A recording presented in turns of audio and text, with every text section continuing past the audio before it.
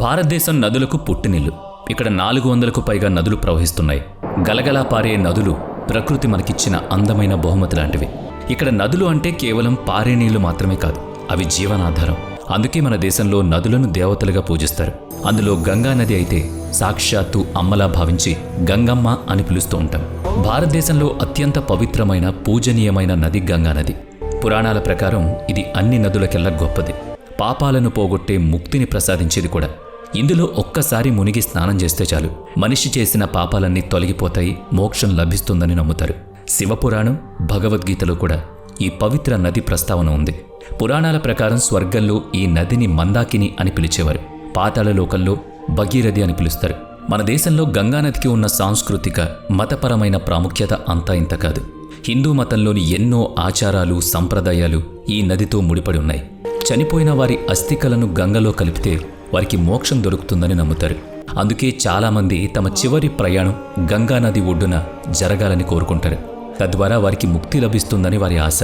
గంగా ఘాట్లను ఎంతో పవిత్రంగా భావిస్తారు. అక్కడికి వెళ్లి ప్రజలు పూజలు చేస్తారు, ధ్యానం చేస్తారు, తమ మనసును ప్రశాంతంగా ఉంచుకుంటారు. మకర సంక్రాంతి, కుంభమేళ, గంగా దసరా లాంటి ఎన్నో పండుగలు ఈ నదితో ముడిపడి ఉన్నాయి.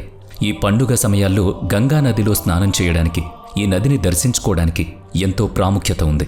గంగా నది ఒడ్డున ఉన్న ఎన్నో ప్రసిద్ధ దేవాలయాలు భక్తులకు నిలయాలు.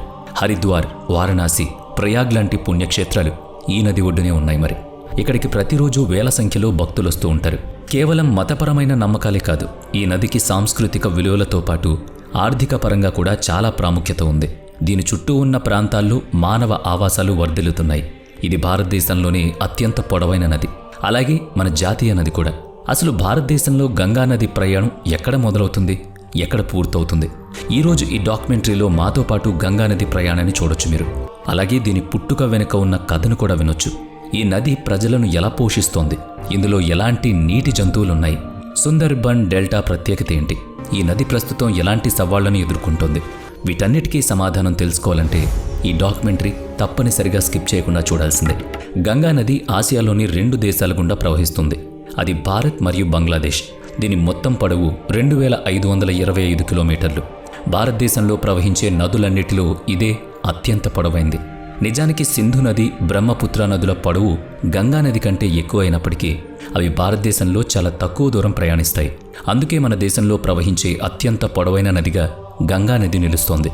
ప్రపంచంలోనే అత్యధిక నీటిని విడుదల చేసే నదుల్లో ఇది 3వ స్థానంలో ఉంది. భౌగోళికంగా చూస్తే గంగా నదికి చాలా ప్రాముఖ్యత ఉంది. ఈ నది భారతదేశంలోని ఉత్తరాఖండ్ రాష్ట్రంలో పుట్టి అక్కడి నుంచి ఉత్తరప్రదేశ్, బీహార్, జార్ఖండ్, పశ్చిమ బెంగాల్ రాష్ట్రాల గుండా ప్రవహించి చివరకు బంగాళాఖాతంలో కలుస్తుంది. పశ్చిమ బెంగాల్, బంగ్లాదేశ్ ప్రాంతాల్లో ఇది ప్రపంచంలోని అతిపెద్ద నదీ డెల్టాను ఏర్పరుస్తుంది. తన ప్రయాణంలో ఈ నది అత్యధిక దూరం ఉత్తరప్రదేశ్లో ప్రవహిస్తుంది. అక్కడ సుమారుగా 1450 కిలోమీటర్ల దూరం ప్రయాణించి ఇక అత్యంత తక్కువ దూరం ఉత్తరాఖండ్లో ప్రవహిస్తుంది. అక్కడ కేవలం 110 కిలోమీటర్లు మాత్రమే ఈ నది ప్రవాహం ఉంటుంది. గరిష్టంగా 100 అడుగుల లోతుండే ఈ నది ఉత్తరాఖండ్లోని రాళ్లు, రప్పల్లో కూడిన కొండ ప్రాంతాల నుంచి ప్రవహిస్తూ ఉత్తర భారతదేశ మైదానాలను తడుపుతుంది. గంగా నది బేసిన్ చూస్తే సుమారుగా 8,60,000 చదరపు కిలోమీటర్ల విస్తీర్ణంలో ఉంది. ఇది భారతదేశంతో పాటు నేపాల్, బంగ్లాదేశ్ వరకు విస్తరించింది. గంగా నది తన ఉపనదితో కలిసి ఎక్కడెక్కడికైతే నీటిని తీసుకువెళుతుందో ఆ ప్రాంతమంతా గంగా బేసిన్ కిందకే వస్తుంది. ఈ మొత్తం బేసిన్లో సుమారుగా 79% భాగం మన భారతదేశంలోనే ఉంది. ఈ బేసిన్ భారతదేశంలోని 11 రాష్ట్రాలను కవర్ చేస్తుంది. అవి ఉత్తరాఖండ్, ఉత్తరప్రదేశ్, మధ్యప్రదేశ్, రాజస్థాన్, హర్యానా, హిమాచల్ ప్రదేశ్, ఛత్తీస్గఢ్, జార్ఖండ్, బీహార్, పశ్చిమ బెంగాల్ మరియు ఢిల్లీ. జల విస్తీర్ణం పరంగా చూస్తే గంగా బేసిన్ ఇండియాలోనే అతిపెద్దది. మన దేశ మొత్తం భూభాగంలో ఇది 26% ఆక్రమించింది. ఈ బేసిన్ దేశంలోని దాదాపు 43% జనాభాకు జీవనాధారం. లక్షల మంది ప్రజలు తమ రోజువారీ నీటి అవసరాలకు, ఆహారానికి దీనిపైనే ఆధారపడున్నారు. అందుకే ఇది ప్రపంచంలోనే అత్యధిక జనాభా కలిగిన నదీ బేస్గా నిలిచింది. భారతదేశ ఉపరితల నీటిలో 3వ వంతు ఈ బేసిన్ నుంచే లభిస్తుంది. అందులో 90% నీటిని కేవలం వ్యవసాయ సాగునీటి కోసమే వాడుతున్నారు. గంగా ఒక జీవనది, అంటే ఏడాది పొడవునా ఇందులో నీళ్లు పారుతూనే ఉంటాయి. అందుకే సంవత్సరం మొత్తం చాలా పెద్ద ప్రాంతానికి సాగునీరు అందుతుంది. గంగా నీళ్లతో వ్యవసాయం చేయడం ఎంతో కొత్త విషయం కాదు. దాదాపుగా 2000 ఏళ్ల నుంచి ఇదే జరుగుతోంది. ఈ నదిని పోషించే తల్లి అని కూడా అంటూ ఉంటారు. ఇక వ్యవసాయమే కాకుండా చేపల పెంపకం, పరిశ్రమలకు కూడా ఈ నది అండగా నిలుస్తుంది. దేశ ఆర్థిక వ్యవస్థలో ఈ బేసిన్ పాత్ర చాలా పెద్దది. ఇది ప్రవహించే రాష్ట్రాల ప్రజలకు తాగునీరు, సాగునీరు పుష్కలం. ఈ నది పవిత్రత వల్ల, ఇక్కడ ఉన్న పుణ్యక్షేత్రాల వల్ల ప్రతి ఏటా వేల సంఖ్యలో భక్తులు వస్తూ ఉంటారు. నదిలో మునిగి దైవ దర్శనం చేసుకుని ప్రకృతి అందాలను చూసి వెళుతూ ఉంటారు. దీనివల్ల టూరిజం పెరిగి దేశం అభివృద్ధి చెందుతోంది. ఈ నదిపై ఎన్నో ఆనకట్టలు కూడా కట్టారు. వాటిలో ముఖ్యమైనది తెహ్రీ మరియు ఫరక్కా. ఉత్తరాఖండ్లో ఉన్న తెహ్రీ డ్యాం భారతదేశంలోనే అత్యంత ఎత్తైన డ్యాం. దీని ఎత్తు సుమారుగా 260 మీటర్లు. ఈ డ్యాం కేవలం సాగునీరే కాదు, విద్యుత్ ఉత్పత్తి చేసి ఉత్తరాఖండ్తో పాటు అనేక రాష్ట్రాల విద్యుత్ అవసరాలు తీరుస్తోంది. అలాగే పశ్చిమ బెంగాల్లో ఉన్న ఫరక్కా బ్యారేజ్ సుమారుగా 2240 మీటర్ల పొడవు ఉంటుంది. దీని ద్వారా ఫరక్కా సూపర్ థర్మల్ పవర్ స్టేషన్కు నీళ్లు అందుతున్నాయి. చూసారా, తాగడానికి నీళ్లు, పంటకు సాగునీరు, కరెంటు, టూరిజం, ఇలా ఒకటేంటి, ఇవన్నీ గంగమ్మ మనకు ప్రసాదించిన వరాల్లాంటివి. అందుకేనేమో భారతీయులు ఈ నదిని గంగమ్మ అని పిలుస్తారు. ఈ పవిత్ర నది పరిసరాల్లో కేవలం మనుషులకే కాదు, ఎన్నో రకాల చేపలకు, జలచరాలకు, సరీసృపాలకు కూడా నివాసం ఉంది. సౌత్ ఏషియన్ రివర్ డాల్ఫిన్, గడియల్ లాంటి అంతరించిపోతున్న అరుదైన జీవజాతులు కూడా గంగా నదిలో ఉన్నాయి. ఇలా అన్ని రకాల జీవజాతులను ఈ గంగమ్మ సంరక్షిస్తుంది. ఇంత గొప్ప నదిని కాపాడుకోవడం చాలా అవసరం. అందుకే 2008లో గంగా నదిని జాతీయ నదిగా ప్రకటించారు. భారతీయులందరూ ఎంతో గౌరవించే ఈ నదిని మళ్లీ స్వచ్ఛంగా మార్చడానికి, పూర్వ వైభవం తీసుకురావడానికి పనులు వేగవంతం జరుగుతున్నాయి. పవిత్రతకు, ఆధ్యాత్మికతకు మారుపేరుగా నిలిచే గంగానది మాత్రమే మన జాతీయ నదిగా ఉండడానికి అర్హత పొందింది. అయితే ఇక్కడ ఒక్క ప్రశ్న, ఈ పవిత్రమైన గంగానది ఎప్పుడూ భూమి మీద ప్రవహిస్తూనే ఉందా, లేక స్వర్గం నుంచి భూమికి దిగి వచ్చిందా? దీని వెనుక ఉన్న కథ ఏంటి? మన ప్రాచీన గ్రంథాల ప్రకారం భారతదేశానికి చెందిన భగీరథుడు అనే గొప్ప తపస్వి కఠోరమైన తపస్సు చేసి గంగాదేవిని భూమికి రప్పించారు. భగీరథుడు తన పూర్వీకుల ఆత్మలకు ముక్తిని ప్రసాదించాలని అనుకున్నాడు. దానికి గంగానది భూమి మీదకు రావడం తప్పనిసరైంది. కఠోర తపస్సు చేసి భగీరథుడు బ్రహ్మదేవుణ్ణి ప్రసన్నం చేసుకున్నాడు. గంగను భూమికి పంపమని కోరాడు. భగీరథుడి పూర్వీకుల ఆత్మలు భూమి మీద పరిభ్రమిస్తున్నాయని, వారి కోసం గంగను వెళ్లమని బ్రహ్మదేవుడు ఆదేశించాడు. బ్రహ్మదేవుడి ఆజ్ఞతో గంగాదేవి భూమి మీదకి రావడానికి సిద్ధమైంది. కానీ ఆమె వేగం ఎంత ఎక్కువగా ఉందంటే ఆ వేగానికి భూమి మొత్తం నాశనం అయిపోయే ప్రమాదం ఉంది. అప్పుడు శివుడు గంగ వేగాన్ని తన జుట్టుతో బంధించి ఒక పాయను మాత్రం భూమి మీదకు వదిలాడు. ఆ దార భగీరథుడి వెనకాలే వెళుతూ భూలోకానికి చేరింది. అక్కడ గంగా నీటి స్పర్శ తగలగానే భగీరథుడి పూర్వీకుల ఆత్మలకు మోక్షం లభించింది.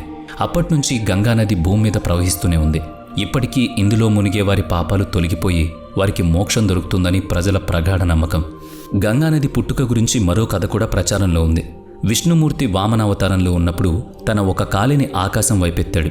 అప్పుడు ఆయన కాలి స్పర్శతో ఆకాశానికి రంధ్రం పడింది. దాని నుంచి నీరు 3 దారలుగా విడిపోయింది. అందులో ఒక ధార భూమి మీదకు, రెండో దార స్వర్గానికి, మూడోది పాతాళలోకానికి వెళ్ళిపోయిందట. ఇలా 3 లోకాల్లో ప్రవహిస్తుంది కాబట్టి గంగానదిని త్రిపథగా అని పిలుస్తారు. అలాగే విష్ణువు పాదాల నుంచి పుట్టింది కాబట్టి విష్ణుపది అని కూడా పిలుస్తారు. భూమి మీదకు వచ్చిన గంగానది మన దేశంలోని ఉత్తరాఖండ్లో ఉన్న గంగోత్రి గ్లేసియర్ దగ్గర గోముఖ్ అనే ప్రాంతం నుంచి మొదలవుతుంది. ఇక్కడ ఈ నదిని భగీరథి అని పిలుస్తారు. ఈ భగీరథి నది ఎప్పుడైతే దేవప్రయాగ అనే చోట అలకనంద నదితో కలుస్తుందో అక్కడి నుంచి దీన్ని గంగా అని పిలుస్తారు. అయితే అలకనంద నది కూడా నేరుగా ఏర్పడలేదు. అది అలకనందగా మారడానికి ముందు ఎన్నో నదులు కలవాల్సి ఉంది. ఉత్తరాఖండ్ నుంచి వచ్చిన విష్ణుగంగా, ధౌలీగంగా అనే 2 నదులు విష్ణుప్రయాగ దగ్గర కలుస్తాయి.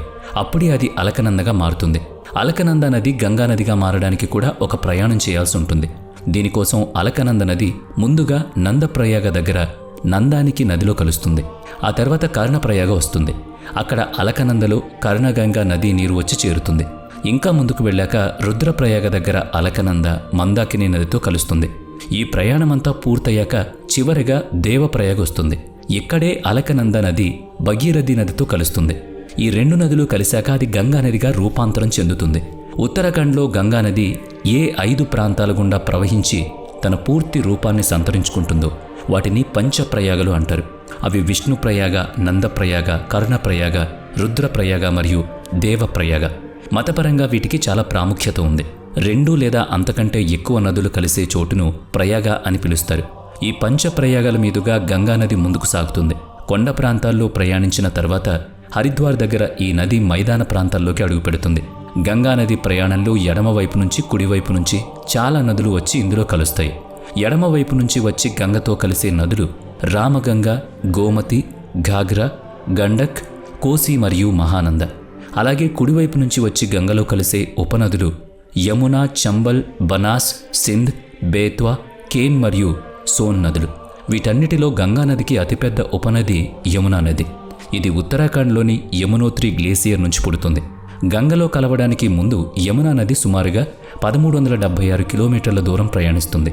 చివరకు ప్రయాగ్రాజ్లోని త్రివేణి సంగమం దగ్గర గంగలో కలుస్తుంది. ఈ త్రివేణి సంగమంలో గంగా, యమునతో పాటు కలిసే ఆ మూడవ నది ఏది? ఈ విషయాన్ని మనం త్వరలోనే తెలుసుకుందాం. గంగానది ప్రయాణం ఇంకా పూర్తి కాలేదు కదా. కుడి, ఎడమ వైపు నుంచి వచ్చే ఉపనదుల నీటిని కలుపుకుని గంగానది తూర్పు వైపున పశ్చిమ బెంగాల్లోని ఫరక్కా వరకు ప్రవహిస్తుంది. ఇక్కడికి వచ్చాక గంగానది 2 పాయలుగా విడిపోతుంది. ఒక భాగాన్ని భగీరథి హుగ్లీ లేదా హుగ్లీ నది అని పిలుస్తారు. రెండవ భాగాన్ని పద్మ అని పిలుస్తారు. హుగ్లీ నది దక్షిణం వైపు ప్రవహిస్తూ డెల్టా మైదానాల గుండా వెళ్లి గంగాసాగర్ దీవు మీదుగా బంగాళాఖాతంలో కలుస్తుంది. ఇక గంగానది ప్రధాన పాయ దక్షిణంగా ప్రవహిస్తూ బంగ్లాదేశ్లోకి అడుగుపెడుతుంది. అక్కడ దీన్ని పద్మ అని పిలుస్తారు. కొంచెం ముందుకు వెళ్ళాక బ్రహ్మపుత్ర నది వచ్చి దీనితో కలుస్తుంది. దీన్ని బంగ్లాదేశ్లో జమున అని పిలుస్తారు. ఈ 2 నదులు కలిశాక మేఘనా నదిగా మారతాయి. ఆ తర్వాత ఇది బంగాళాఖాతంలో పడుతుంది. ఈ నదులన్నీ కలిసి ఏర్పరిచే డెల్టానే సుందర్బన్ డెల్టా. 10,000 చదరపు కిలోమీటర్ల విస్తీర్ణంలో ఉన్న ఇది ప్రపంచంలో అతిపెద్ద నది డెల్టా. దీన్ని గ్రీన్ డెల్టా అని కూడా పిలుస్తారు. భూమి మీద ఉన్న అత్యంత సారవంతమైన ప్రాంతాల్లో ఇది ఒకటి. గంగానది, దాని ఉపనదులు తెచ్చిన మట్టితో వేల సంవత్సరాల పాటు ఈ చదునైన మైదానం ఏర్పడింది. భారత్, బంగ్లాదేశ్లో విస్తరించి ఉన్న ఈ డెల్టాలో 40% మన దేశంలో ఉంటే మిగతాది బంగ్లాదేశ్లో ఉంది. దీన్ని యునెస్కో ప్రపంచ వారసత్వ ప్రదేశంగా కూడా గుర్తించింది. ధనుస్సు ఆకారంలో ఉండే ఈ డెల్టా ఇక్కడ మడ అడవులకు చాలా ప్రసిద్ధి. ఇక్కడ సుందరి అనే చెట్లు చాలా పెద్ద సంఖ్యలో కనిపిస్తాయి. ఇవి ఒక రకమైన మడ చెట్లు. ఈ చెట్ల పేరు మీదనే ఈ ప్రాంతానికి సుందర్బన్ అనే పేరు వచ్చింది. మడ చెట్లు సముద్ర తీర ప్రాంతాల్లో పెరిగే చిన్న చెట్లు లేదా పొదలు. వీటి వేర్లు తరచుగా నీటి అడుగునే ఉంటాయి. వేడి మరియు ఉప్పు నీటిలో ఇవి పెరుగుతాయి. ఎక్కువ ఉప్పు, తక్కువ ఆక్సిజన్ ఉన్నా సరే ఇవి మొండి జాతి కాబట్టి ఇట్టే బ్రతికే కలవు. సుందర్బన్ పచ్చగా ఉండడానికి కారణం ఈ చెట్లే. ఇవి ఇక్కడ సహజ సిద్ధమైన అందాన్ని పెంచి పోషించాయి, పర్యాటకులను ఆకర్షిస్తున్నాయి. సుందర చెట్ల తర్వాత ఇక్కడ బాగా ఫేమస్ రాయల్ బెంగాల్ టైగర్స్. అంతరించిపోతున్న ఈ పులులకు ఇది నివాసం. వీటితో పాటు బార్కింగ్ డీర్, అడవి పందులు, కింగ్ కోబ్రా, కొండ చిలువలు, మాన్స్టర్ బల్లులు, ఆలివ్ రిడ్లీ తాబేళ్లు మరియు అతిపెద్ద మొసళ్ళు కూడా ఇక్కడ ఉంటాయి. గంగా డెల్టా ఎంత ఫేమస్సో గంగా నది పుట్టే గంగోత్రి, దాని ఒడ్డున ఉన్న నగరాలు కూడా అంతే ఫేమస్. పర్యాటకులకు అంత ఇష్టమవి. గంగోత్రి అనేది ఉత్తరాఖండ్లోని ఒక చిన్న పట్టణం. దీనికి దగ్గరలోనే గంగానది పుట్టే గోముఖ్ ఉంది. అందుకే ఈ ప్రదేశానికి అంత ప్రాముఖ్యత. హిమాలయ పర్వతాలు, మంచు కొండలు, దట్టమైన అడవుల మధ్య ఉన్న ఈ ప్రాంతం భారతదేశంలోని అత్యంత ఎత్తైన పుణ్యక్షేత్రాల్లో ఒకటి. ఎందుకంటే ఇది దాదాపుగా 3415 మీటర్ల ఎత్తులో ఉంటుంది. ఇక్కడ గంగోత్రి దేవాలయం ఉంది. అందులో గంగానదిని దేవతలా పూజిస్తారు. ఇక్కడికి వచ్చే భక్తులకు కొదవే ఉండదనుకోండి. ఉత్తరాఖండ్లోని చార్ధామ్ యాత్రల్లో గంగోత్రి కూడా ఒకటి. మిగతా 3 యమునోత్రి, బద్రీనాథ్ మరియు కేదార్నాథ్. ఇక గంగానది ఒడ్డున ఉన్న రిషికేశ్, హరిద్వార్, వారణాసి, ప్రయాగ్రాజ్ నగరాలు మతపరంగా దేశంలోనే అత్యంత పవిత్రమైనవి.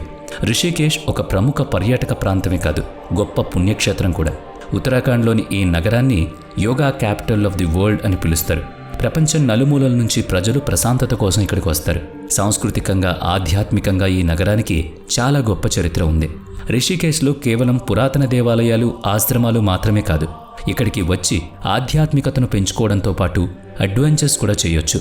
లైఫ్ను ఎక్స్ప్లోర్ చేయడానికి river rafting, bungee jump, trekking ఇలా రకరకాల ఆటలు ఇక్కడ ఉంటాయి. రిషికేశ్ నుంచి కేవలం 30 కిలోమీటర్ల దూరంలో హరిద్వార్ ఉంటుంది. ఇక్కడ గంగా నదిలో మునిగి ప్రజలు తమ జీవితంలో పుణ్యాన్ని సంతరించుకుంటారు.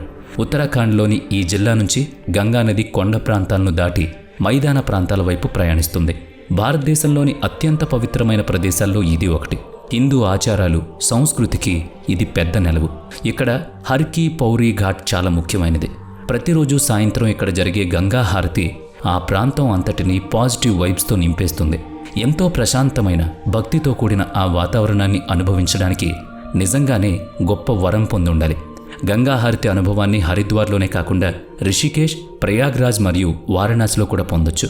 వారణాసి దీనినే కాశీ అని, బెనారస్ అని కూడా పిలుస్తారు. ఇది ఉత్తరప్రదేశ్లో గంగా నది ఒడ్డున ఉన్న ఒక పురాతన నగరం. దీనికి ఒక ప్రత్యేకమైన చరిత్ర కూడా ఉంది. ఇక్కడ గంగా తీరంలో ఉన్న ఘాట్లకు చాలా ప్రాముఖ్యత ఉంది. ఇక్కడ స్నానం చేస్తే చాలు తమ జన్మ ధన్యమవుతుందని యాత్రికులు భావిస్తారు. భక్తిభావం ఉట్టిపడే ఈ నగరాన్ని మీరు ఖచ్చితంగా ఒక్కసారైనా సందర్శించాలి. అలాగే అలహాబాద్, దీన్నే ఇప్పుడు ప్రయాగ్రాజ్ అని పిలుస్తున్నారు. ఇది కూడా భారతదేశంలోని అత్యంత పవిత్రమైన నగరాల్లో ఒకటి. ఉత్తరప్రదేశ్లోని ఈ నగరంలోనే త్రివేణి సంగమం ఉంది. ఇది చాలా పవిత్రమైన ప్రదేశం. త్రివేణి సంగమం అంటే 3 నదులు కలిసి వచ్చే చోటు. అవి గంగా, యమున మరియు సరస్వతి. ఈ సంగమంలో గంగా, యమున నదులను వాటి రంగులను బట్టి సులభంగా గుర్తించొచ్చు. గంగ నీరు స్వచ్ఛంగా తేటగా కనిపిస్తే యమున నీరు ఆకుపచ్చ రంగులో కనిపిస్తుంది. ఇక 3వ నది అయిన సరస్వతి నది మాత్రం కంటికి కనిపించదు. ఇది గంగా, యమున నదుల ప్రవాహం కింద గుప్తంగా ప్రవహిస్తూ ఉంటుందని నమ్ముతారు. ఇదే త్రివేణి సంగమంలో ప్రతి 12 సంవత్సరాలకు ఒకసారి కుంభమేళా జరుగుతుంది. ఈ కుంభమేళా స్నానానికి చాలా విశిష్టత ఉంది. ఇందులో మునిగితే మనిషి చేసిన పాపాలన్నీ నశించిపోతాయి. దీని వెనుక ఒక పురాణ గాథ కూడా ఉంది. సముద్రమథనం జరిగినప్పుడు అమృత కలశం బయటకొచ్చింది. ఆ అమృతాన్ని రాక్షసుల చేతికి చిక్కకుండా కాపాడడానికి దేవతలు ప్రయత్నించారు. అమృతం కోసం రాక్షసులు కూడా గట్టిగా పోరాడారు. ఈ పెనుగులాటలో అమృత కలశం నుంచి కొన్ని చుక్కలు భూమి మీద పడ్డాయి. అమృతం చుక్కలు ఎక్కడైతే పడ్డాయో ఆ ప్రదేశంలో కుంభమేళా జరుగుతుందని చెబుతారు. ఆ ప్రదేశాలే ఉజ్జయిని, హరిద్వార్, నాసిక్ మరియు ప్రయాగ్. ఈ 4 ప్రదేశాలను పవిత్ర స్థలాలుగా భావిస్తారు. ప్రతి 3 ఏళ్లకు ఒకసారి ఈ 4 ప్రదేశాల్లో ఏదో ఒక చోట కుంభమేళా జరుగుతుంది. ఆ తర్వాత 3 ఏళ్లకు మరో చోట. ఇలా మారుతూ ఒక్కో ప్రదేశంలో 12 ఏళ్లకు ఒకసారి కుంభమేళా వస్తుంది. ఇందులో లక్షల సంఖ్యలో భక్తులు పాల్గొంటారు. వారు పవిత్ర గంగానదిని పూజించి నదిలో స్నానం చేయడం, దాని ద్వారా తమ జీవితంలోని పాపాలను కడిగేసుకోవడం జరుగుతుంది. అలాగే గంగాసాగర్ మేళా ప్రాముఖ్యత కూడా చాలా ఎక్కువ. ప్రతి సంవత్సరం గంగాసాగర్ దీవి చివరన ఈ ఉత్సవం జరుగుతుంది. ఇక్కడే గంగానది బంగాళాఖాతంలో కలుస్తుంది. ఈ దీవి కోల్కతా నుంచి సుమారుగా 100 కిలోమీటర్ల దూరంలో సుందర్బన్ ప్రాంతంలో ఉంటుంది. పశ్చిమ బెంగాల్లో జరిగే అతిపెద్ద జాతరలో ఇది ఒకటి. జనవరి మధ్యలో వచ్చే మకర సంక్రాంతి పండుగ సమయంలో ఈ పవిత్ర తీర్థయాత్ర స్థలానికి భారీ సంఖ్యలో భక్తులు వస్తారు. పవిత్ర గంగానదిలో స్నానమాచరించి పూజిస్తారు. దీన్ని బట్టి అర్థం చేసుకోవచ్చు గంగానదికి మన దేశంలో ఎంత విలువ ఉందో. ఇది భక్తికి, శ్రద్ధకు నిలయం. కానీ అర్థం కాని విషయం ఏంటంటే గంగాజలం అంటేనే పవిత్రతకు మారుపేరు కదా. మరి అలాంటి నీరు ఎందుకు కలుషితం అవుతుంది? స్వచ్ఛతకు ప్రతీకగా నిలిచే గంగ ప్రపంచంలోని అత్యంత కలుషితమైన నదుల జాబితాలో ఎలా చేరింది? ఇది నిజంగా ఆశ్చర్యకరం, దురదృష్టం. అయినప్పటికీ గంగానది తన ప్రాముఖ్యతను కోల్పోలేదు. ఎందుకంటే ఈ నదికి తనను తాను శుభ్రం చేసుకునే శక్తి ఉంది. గంగా నీటిలో బ్యాక్టీరియా ఫేజ్ అనే వైరస్లు ఉంటాయని శాస్త్రవేత్తలు చెబుతున్నారు. ఇవి నీటిలో ఉండే హానికరమైన బ్యాక్టీరియాలను, ఇతర సూక్ష్మజీవులను చంపేస్తాయట. గంగానది దోమల వంశాభివృద్ధిని అడ్డుకుంటుంది. అందుకే ఈ నీటిలో దోమ పుట్టదు. అలాగే క్రిములు కూడా ఉండవు. ఒకప్పుడు గంగా, బ్రహ్మపుత్ర నదుల్లో ఇవి చాలా ఎక్కువగా ఉండేవి. వీడియో నచ్చితే లైక్ చేయండి, షేర్ చేయండి. ఇప్పటి వరకు మన ఛానల్ని సబ్స్క్రైబ్ చేయనట్లయితే ఇప్పుడే సబ్స్క్రైబ్ చేసుకుని పక్కనే ఉన్న బెల్ ఐకాన్పై క్లిక్ చేయండి. నెక్స్ట్ వీడియోలో మళ్ళీ కలుద్దాం. Thanks for watching.